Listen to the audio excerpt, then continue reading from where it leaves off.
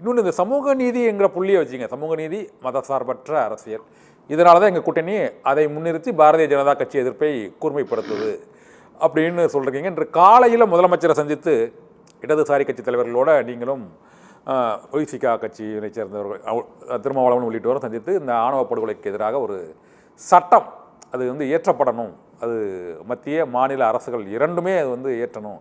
ஏனென்றால் ஆணவ படுகொலை என்பது அனைத்து மாநிலங்களிலும் அது நடந்து கொண்டே இருப்பதால் அதை தடுப்பதற்கான ஒரு கடுமையான சட்டம் வேண்டும் என்று கூறினீர்கள். ஆனால் இந்த சமூக நீதி பற்றி பேசும் அது திமுக, அதிமுக மற்றும் தமிழ் தேசியத்தையும் திராவிடத்தையும் கையில் எடுத்துள்ள தாவேகா, இவர்கள் இந்த ஆணவ கொலை விவகாரத்தில் அவருடைய செயல்பாடு உங்களுக்கு திருப்தி அளிக்கும் வகையில் இருக்குதா சார்? அது திமுகவாக இருக்கட்டும், அதிமுகவாக இருக்கட்டும், புதிய கட்சியாக இருக்கக்கூடிய தாவேகாவாக இருக்கட்டும், நாம் தமிழர் கட்சியாக இருக்கட்டும், நான் அடுத்த வாரம் நாம் தமிழருக்கு இந்த மூன்று கட்சிகளின் செயல்பாடுகள் பற்றி எப்படி தான் பார்க்குறீங்க? அதாவது சாதி ஆணவ படுகொலைகளை தடுத்து நிறுத்த என்கின்ற அந்த சட்டம் இயற்றப்பட வேண்டும் என்பதுதான் எங்களுடைய கோரிக்கை. அந்த கோரிக்கையின் அடிப்படையில் தான் இன்றைக்கு மார்க்சிஸ்ட் கம்யூனிஸ்ட் கட்சியினுடைய தலைவர் மரியாதைக்குரிய அண்ணன் சண்முகம் அவர்கள், இந்திய கம்யூனிஸ்ட் கட்சியினுடைய தலைவர் மரியாதைக்குரிய அண்ணன் முத்தரசு அவர்கள், எங்களுடைய தலைவர் எழுச்சி தமிழர் தொல்காப்பியன் திருமாவளவன் அவர்கள் மூன்று பேரும் ஒன்றாக சேர்ந்து இந்த மூன்று இடதுசாரிகள் சேர்ந்து கோரிக்கை மனு கொடுத்தோம். அந்த கோரிக்கை மனுக்களில் எந்தெந்த ஆஸ்பெக்ட்ல நீங்க வந்து இந்த சட்டத்தை இயற்ற வேண்டும் என்பதை விளக்கி பேசினார்கள்.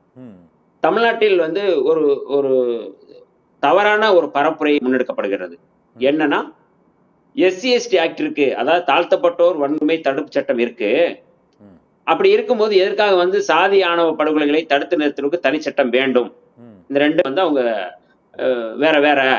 அப்ப நீங்க வந்து எதற்காக வந்து நீங்க வந்து SC/ST பாதுகாப்பதற்கு இந்த சட்டம் இருக்கும்போது எதுக்கு சாதி ஆணவ படுகொலைகளை தடுப்பதற்கு தனியா ஒரு ஸ்பெஷல் ஆக்ட் வேணும்னு கேட்கறீங்க அப்படிங்கிறத முன்வைக்கிறாங்க. இது குறித்து முதலமைச்சரிடம் எங்களுடைய தலைவர் அவர்கள் விளக்கம் கொடுத்தார்கள்.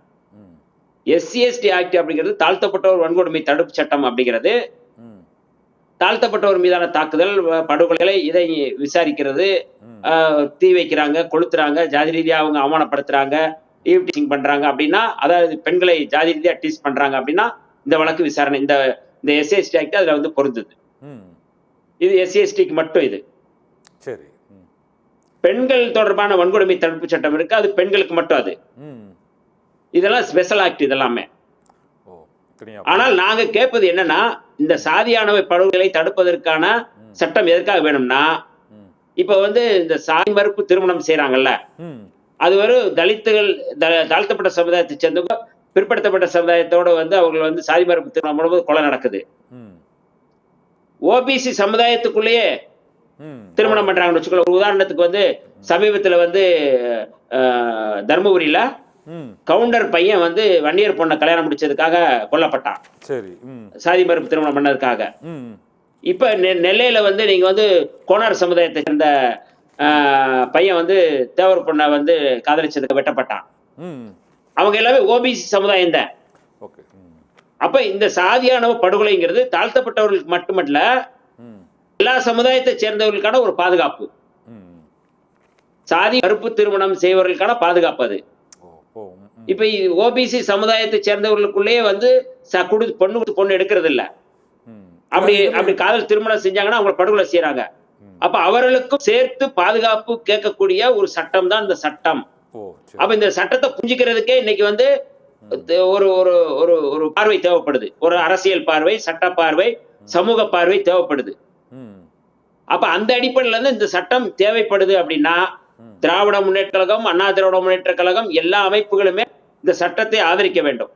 2016 கோகுல்ராஜ் படுகொலை, இதே சாதியானவ படுகொலையின் போது அன்றைக்கு முதலமைச்சராக இருந்த OPS அவர்கள், அதற்கு பிறகு 2018 வந்து முதலமைச்சராக இருந்த எடப்பாடி பழனிசாமி அவர்கள் சட்டப்பேரவையில வந்து சாதியானவ படுகொலைகளை தடுத்து நிறுத்த தனிச்சட்டம் வேண்டும் சொல்லும் போது, தமிழ்நாட்டுல சாதி இது ஆணவ படுகொலையில் நடக்கலைன்னு சொல்லி அவர் வந்து சட்டசபையில பேசுறார்.